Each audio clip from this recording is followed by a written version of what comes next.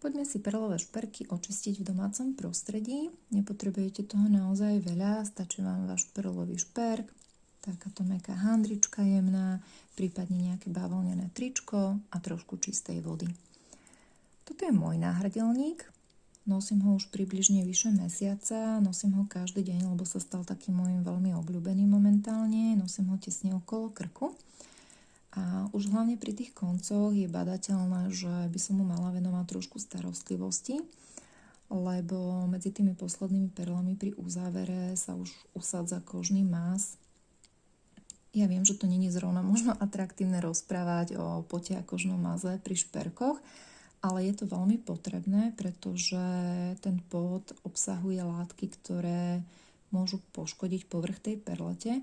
Preto raz za čas tie perlové šperky treba očistiť, aby vám stále robili aj po rokoch radosť a boli rovnako krásne. Mäkkú handričku si zoberiem a namočím do vody.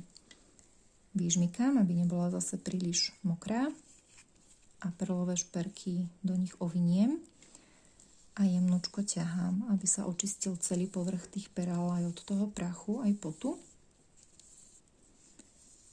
Ak by ste sa to báli ťahať, tak si môžete náhrdelník alebo náramok alebo čokoľvek už z perál čistíte položiť a z každej strany ho trošku umyť.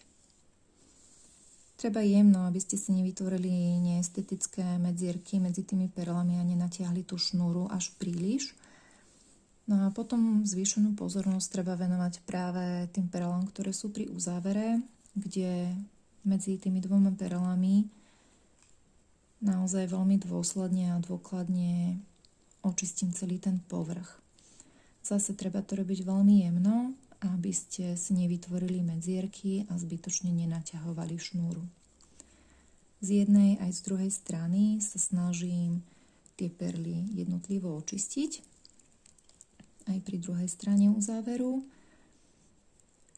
A potom takto očistené šperky, keďže tá niť je navlhnutá, tak nikdy ich netreba niekde zavesiť, môžete si ich vystrieť a nechať ich iba takto vodorovne vysušiť a následne uložiť do kazety.